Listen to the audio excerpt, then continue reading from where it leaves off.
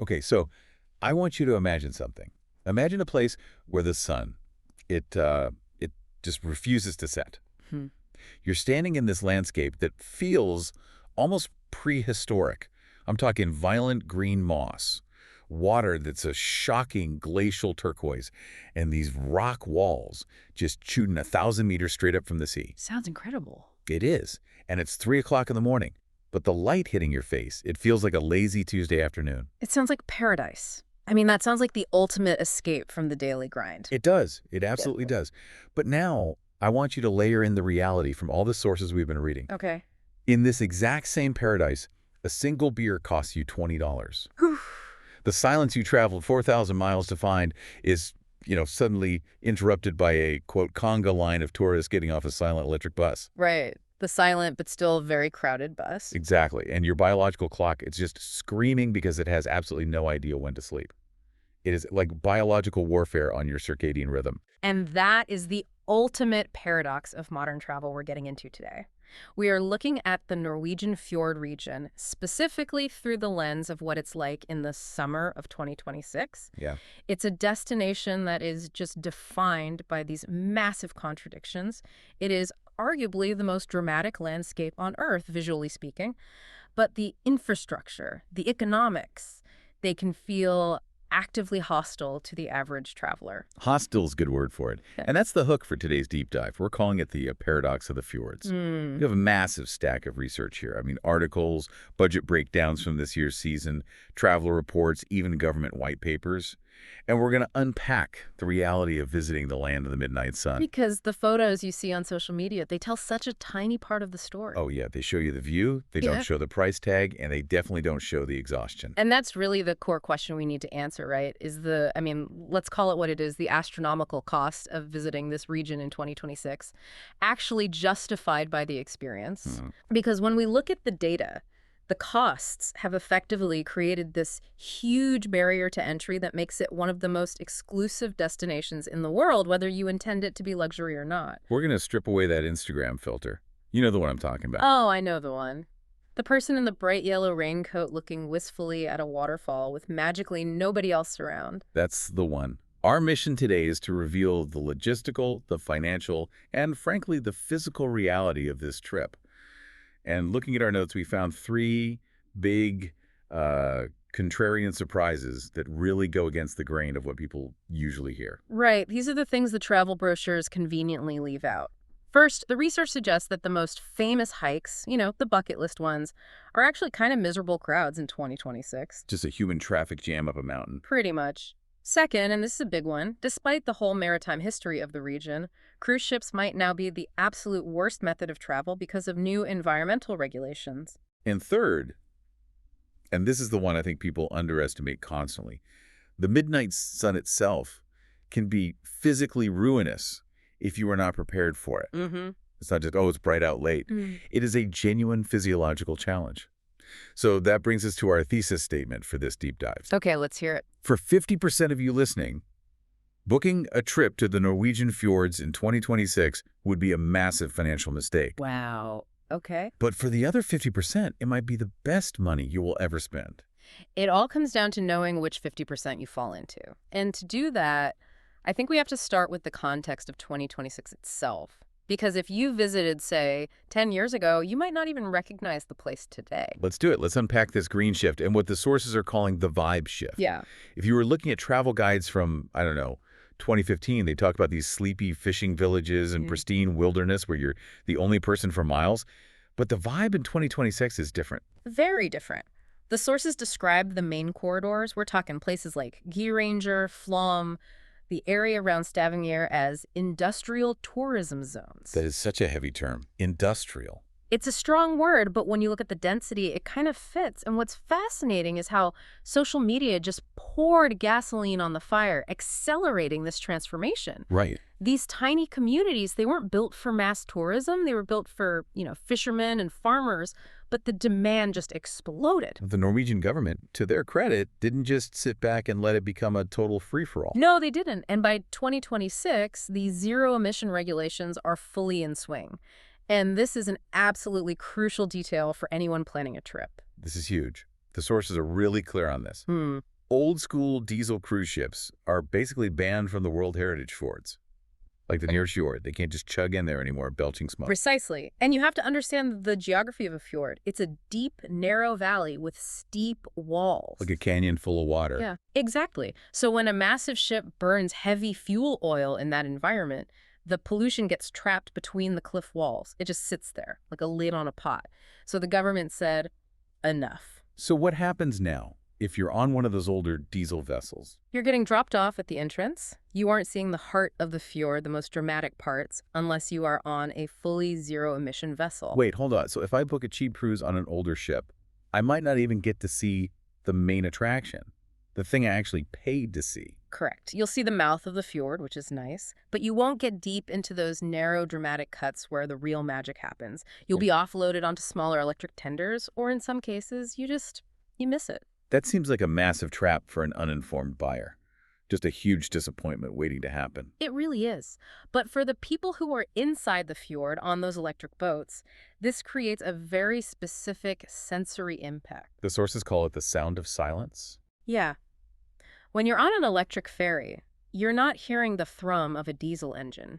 You're hearing the water parting against the hull. You can hear waterfalls from a mile away. That changes everything. The entire atmosphere. It does. And the air quality. I love this description from one of the reports. It says the air is aggressively clean. Aggressively clean. I love that. It makes sense, though. With 95% of new cars sold in Norway being EVs, you just don't have that layer of exhaust smog that usually hangs over busy European tourist spots. You breathe in and it's just crisp. It tastes like ice and pine. But this leads to a real clash of expectations versus reality, doesn't it? How so? Well, you expect this pristine silence because of the whole electric revolution and the marketing. But the reality that travel reports describe is often the low hum of electric ferries mixed with the chatter of literally thousands of people getting off buses all at once. Ah, right. It creates a kind of cognitive dissonance. You're in this mind-blowingly dramatic landscape, 1,000 meters of rock going straight up from sea level, but you're also surrounded by the friction of mass movement. You are standing in a queue to take a picture of a waterfall. That's the industrial aspect again. It's clean, it's green, but it is undeniably crowded in those main arteries. And speaking of that landscape, let's just visualize the geography for a second. The sources describe the coastline as shattered. I think that's such a visceral image. It's perfect, like a hammer took a hit to the very edge of Europe and it just splintered. Exactly. And that verticality is what defines the logistics of the entire trip. This is where people get into so much trouble. Because you can't just drive across the fjords. You can't. You have to go around them, which takes forever, or over them on a free mountain pass, or through them in a very, very long tunnel. The geography dictates your speed. So you look at a map and say, oh, that's only 50 miles. And those 50 miles might take you 3 hours because you're going up a mountain and then back down the other side on a road the width of a bicycle path. Which brings us back to the midnight sun reality. In 2026, all the marketing pushes the romance of the endless day, the golden hour that lasts for 6 hours. It sounds amazing on paper. But the reality, one source described it perfectly. It looks like a hazy Tuesday afternoon at 11 o'clock at night. And that messes with you. It really, really does. You feel like you should be awake. You feel guilty for even thinking about sleeping. Yes. It's not just a pretty view. It is a fundamental disruption of your circadian rhythm. Your body relies on light cues to produce melatonin, the sleep hormone.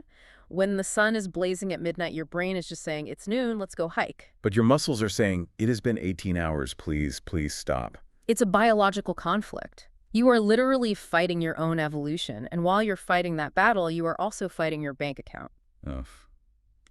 Which brings us to the most painful part of the 2026 reality, the price tag. This is where the dream meets the spreadsheet. And the spreadsheet is, well, it's scary. Oh boy, the financial deep dive. Okay, let's pull out the numbers. We have a breakdown here for the high season.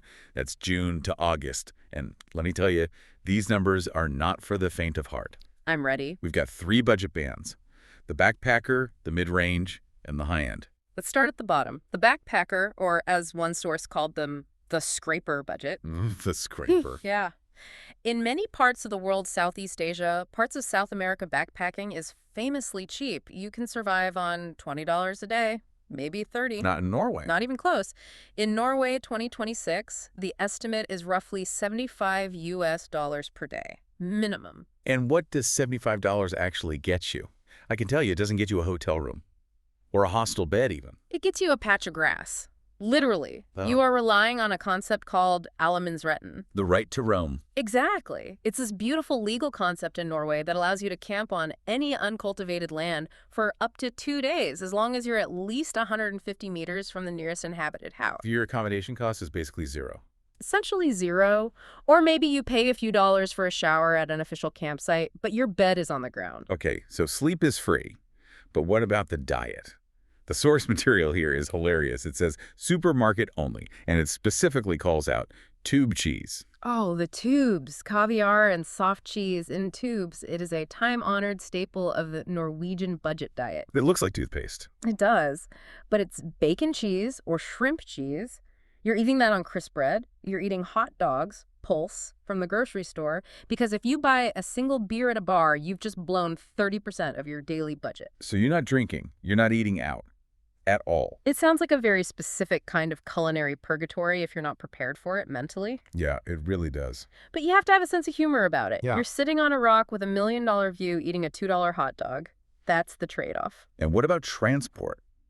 The sources note that public buses in the remote fjord areas are becoming very hard to rely on and infrequent by 2026. Right, so you're hitchhiking, which is generally safe but totally unreliable, or you're walking a lot. This is survival mode tourism. You are there, but you are working hard every single minute just to exist. Okay, so that's the backpacker. Grim, but possible. Now, let's look at the mid-range or sensible budget. This is probably where most of our listeners would be aiming.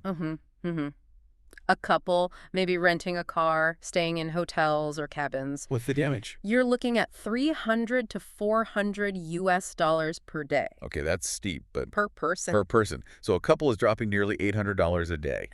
That is, wow, that is a mortgage payment for a week's trip. And here's where it gets really interesting and honestly kind of painful.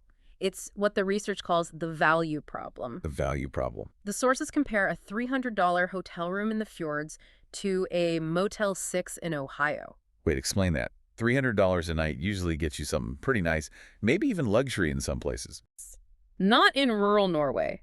You have to understand, labor costs are extremely high. Everything is either imported or transported over very difficult terrain. So a $300 room is clean, it's functional, it's basic. You're not getting a spa. You are not getting a spa. You are not getting 800 thread count sheets. You're getting a bed and a bathroom. The crucial difference is outside your window is a world-class, jaw-dropping view. So you are paying for the window, not for the bed inside the room. Exactly. You pay for access, not for amenities. And the hidden killers in this budget, the things that just bleed you dry, are the ferries. Right, the necessary evil of the shattered coastline. A single car ferry crossing can be $30. And because of that coastline, you might do 3 or 4 of those in a single day just to get from point A to point B. That's over $100 right there, just in boat tickets, on top of the rental car cost, on top of gas. And then there's the food. Ah, yes, the food. Let's say you decide to just grab a burger and a beer at a casual roadside inn. That will be $50. 50 US dollars. I cannot wrap my head around that. $50 for a burger and a beer. Is it a gourmet, life-changing burger? Is it made of gold? Usually not. It's a standard, pretty good burger. But you have to understand the economy. You're paying for the high wages of the cook. Norwegian service staff are paid a proper living wage. Okay, that's fair. You're paying for the transport of the beef and the bun and the beer up a winding mountain road. And you're paying the 25% VAT on top of all of it. It adds up incredibly fast. So if you go in with the mindset of, oh, I'll just grab a cheap bite to eat, you are going to hemorrhage money. There is no cheap bite in the fjords, unless you make it yourself from the grocery store. Okay, then we have the high-end budget. This is for the people where money is less of a concern. This is where the friction disappears. We're talking $1,200 plus per day. And what does that get you? This is staying at the legendary historic hotels like the Hotel Union in Geiranger or the Union Eye. This is taking private Ryby boat tours for $1,500 so you don't have to deal with the ferry crowds. You're buying your way out of the queues. Completely. You're eating new Nordic fine dining langoustines that were caught that morning, foraged reindeer moss, cloudberries picked from the mountainside.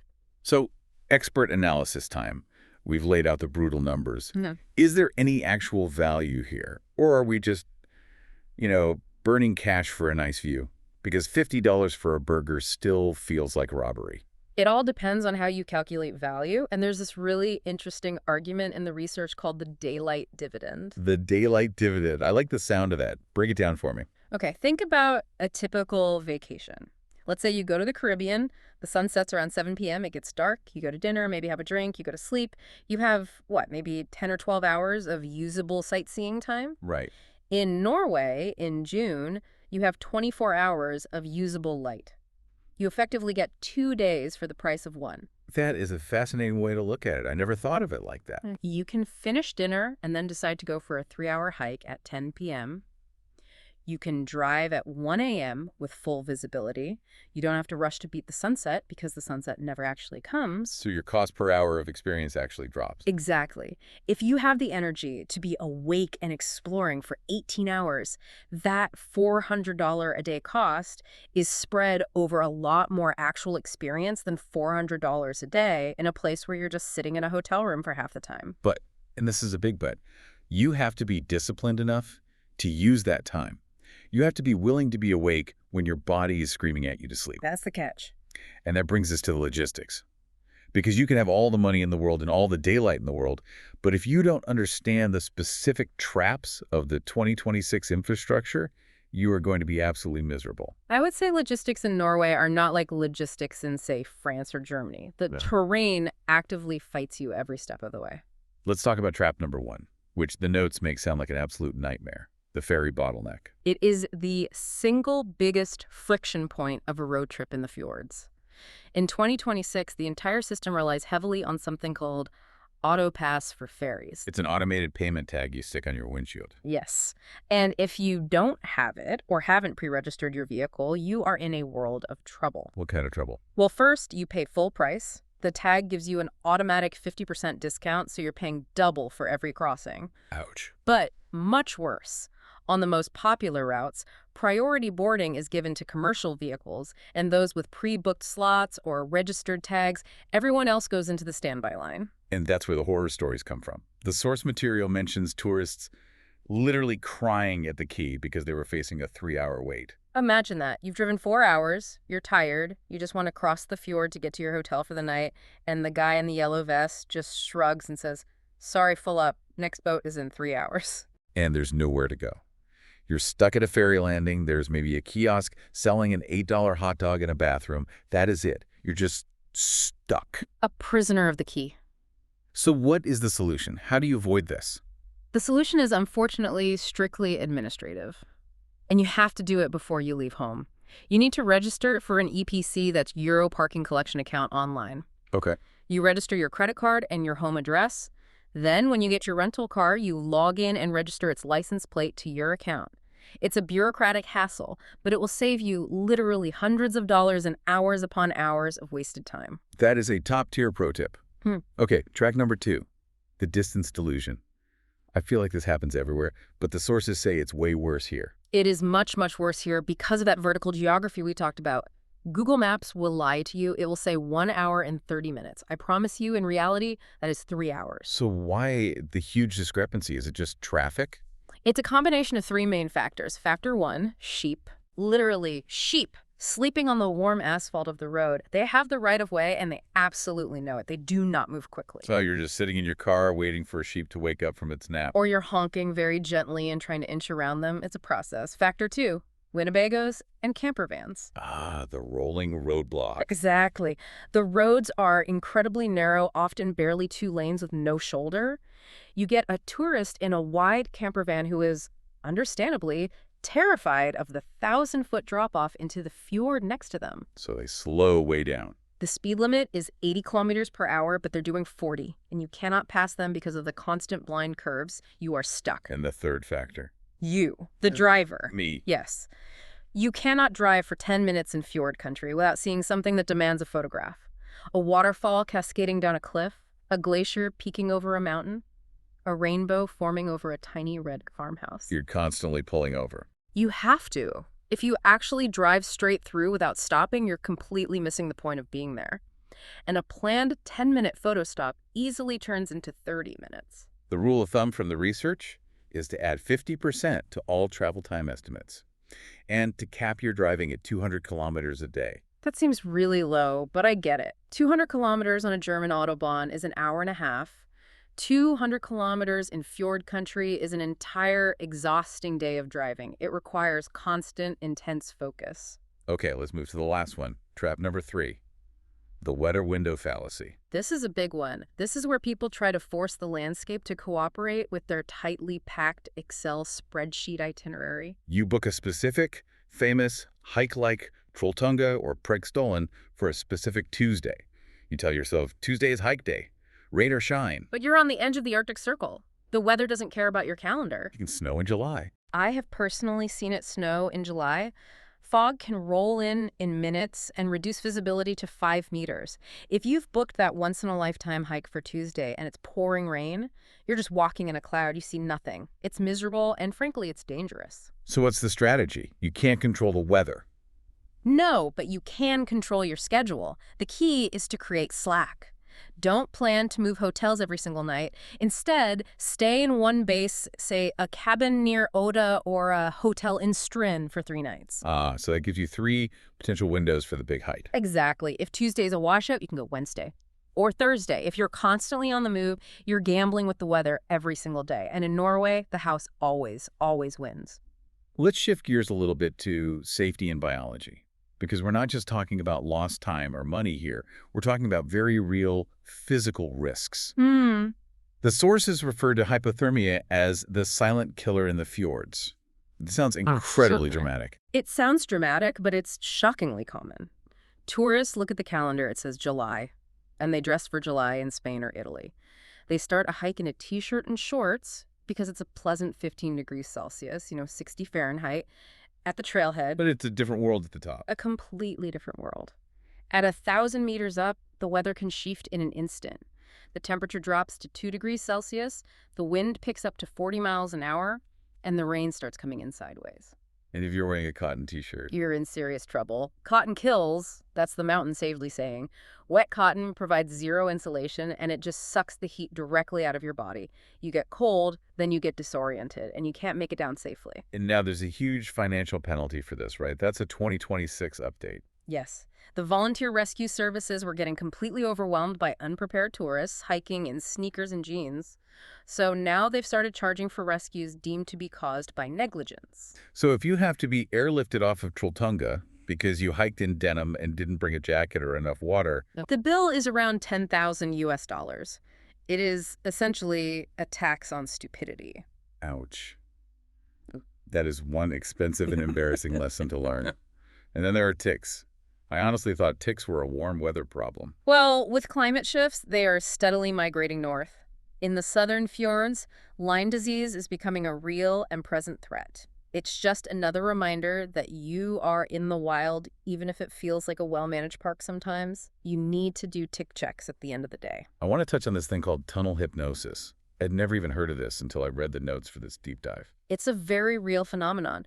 Norway has the longest road tunnel in the world, the Lertdal Tunnel. It is 24.5 kilometers long. That's over 15 miles. Yes. It takes about 20 minutes just to drive through it end to end. 20 minutes underground. That sounds incredibly claustrophobic. Yeah, it is. And the repetitive flashing lights, the constant drone of the engine, the darkness, it can induce a kind of trance state. And if you're already tired from the midnight sun keeping you awake for the last 3 days, it is genuinely dangerous. You can drift off. Wow. They actually installed these massive caverns inside the tunnel that are lit with blue and yellow lighting to simulate sunrise and kind of jolt drivers awake, but you still have to be incredibly alert. So with all these biological challenges, how do we biohack this trip? How do we survive the light and the driving. The number one most important tool, and I cannot stress this enough, is a high-quality molded eye mask. Not the flimsy free one you get on an airplane. Absolutely not. You need one that blocks out 100% of light. Do not rely on the curtains in your Airbnb or hotel. The midnight sun is relentless. It will find the tiniest crack in the drapes. If you want to get any real restorative sleep, you have to artificially create night. You need total darkness to trigger that melatonin release. Okay, that makes sense. And on a more positive note, regarding comfort, the rest stops. The notes rave about the Statens Vegevesen. This is such a surprising highlight of any Norwegian road trip. The Norwegian Public Roads Administration has built these roadside rest stops that are genuine architectural marvels. Not your typical dirty gas station bathroom. Not even in the same universe. We are talking heated floors, pristine, clean running water, beautiful Scandinavian design, and they're often perched on the edge of a fjord or next to a massive waterfall. And they're free to use. Completely free. It's this rare, wonderful moment where the public infrastructure actually feels incredibly welcoming and generous. It's a place to refill your water bottle, use a beautiful bathroom, and just breathe for a minute. Okay, so let's get into the experience itself, the highs and the lows. Because we've talked a lot about the stress, the costs, the sheep on the road. But people still go. There must be a reason why. Because when it hits right, it hits harder and more profoundly than almost anywhere else on Earth. Let's visualize the best moment that one of the sources described. It's 1:30 in the morning in the Levennet Valley. 1:30 a.m., most people are fast asleep. Yes. The sun is just dipping behind a massive glacier, creating this phenomenon called alpenglow. The entire sky is this impossible shade of purple and pink and orange. And you decide to go for a swim in this freezing glacial turquoise water. It is absolutely perfectly silent. There are no tour buses at 1:30 in the morning. There's no one selling tickets. That is the payoff. That one moment of pure communion with nature that you simply cannot get anywhere else at any price. It sounds transcendent. It's the daylight dividend paying out in a huge way. Or think about the silence of that electric ferry in the Norway Fjord. We mentioned it earlier, but to actually feel the ship just glide through the water with zero engine noise, zero vibration, looking up at cliffs that are a mile high, it feels spiritual. It really feels like you're entering a natural cathedral. But then you have the flip side of that coin, the disappointment reality. Let's talk about Pryke and Pulpit Rock. This is the classic textbook example of Instagram versus reality.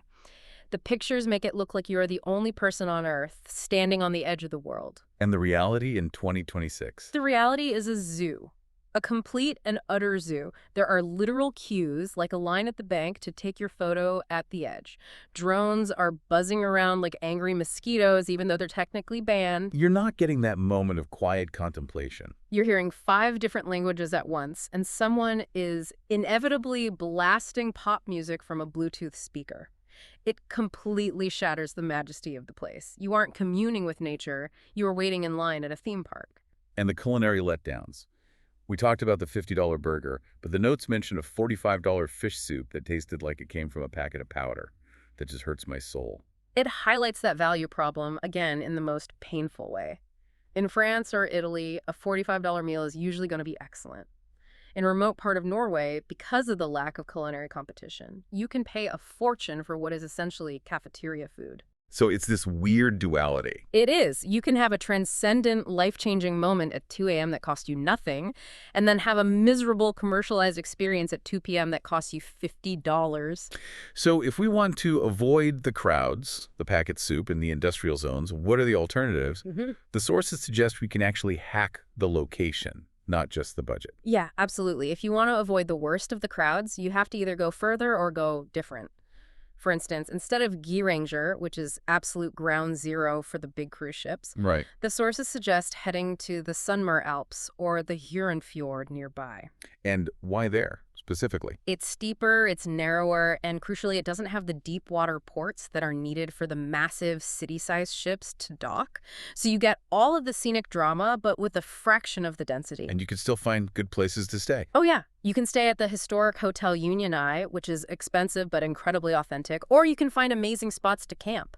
Okay, or you can just go further north. The notes mention an island called Senja. Senja is often described as the Lofoten of 20 years ago. Meaning Lofoten itself has gotten too crowded. It's become very, very popular. Senja is this large island way up above the Arctic Circle. It has the same dramatic, jagged peaks plunging into the sea, the same midnight sun, but with maybe 1/10 of the traffic. It's still not cheap, but it's slightly cheaper, and it just feels wilder, more raw. And what about for the true budget traveler? The person who hears these prices and just says, absolutely not, but still wants that fjord look. Is there a cheat code? There is a cheat code, and the cheat code is Montenegro. Montenegro. The Bay of Kotor, specifically. It's often called the southernmost fjord in Europe. Now, geologically, it's technically a submerged river canyon, a ria, but to the naked eye, it looks and feels exactly like a fjord. Mountains dropping straight into the sea. Steep mountains, deep blue water, beautiful old Venetian villages clinging to the shoreline. It is stunning. And a beer is $3, not $20. It absolutely scratches that itch for visual drama at about a quarter of the price. It's not the Arctic, of course. It's warmer, the vegetation's different, but purely from a visual standpoint, it rivals Norway. That is a fantastic tip. All right, I think we've reached the verdict. We have this matrix here in the notes to decide. Is the 2026 Norway trip actually worth it? Let's do it. Let's run through the different traveler profiles. First up, the backpacker, the scraper. For them, the verdict seems to be a very hard no. Yeah, it seems pretty definitive. Unless your idea of fun is a serious logistical and financial struggle.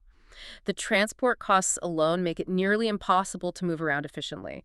You'll spend all your time waiting for an infrequent bus or walking along the shoulder of a dangerous road. There are just better places to go on that budget. Way better. You're better off in Slovakia, Albania, the Pyrenees, the Alps. Norway in 2026 is simply not built for the true budget traveler. Okay, next profile. The mid-range couple. This one is a U.S., but it's conditional. What's the condition? The condition is planning and cooking. You absolutely must plan 6 to 9 months out to get the better rates on cabins and rental cars. And you must be mentally prepared to cook 80% of your meals. So you have to embrace the supermarket lifestyle. You have to. Go to the Rima 1000, buy the amazing fresh salmon for a fraction of the restaurant price, buy the local potatoes, and cook in your cabin with that $1 million view. If you treat it like a self-catered expedition, you will love it. If you try to treat it like a spontaneous restaurant tour, you will hate the value proposition. That's very clear.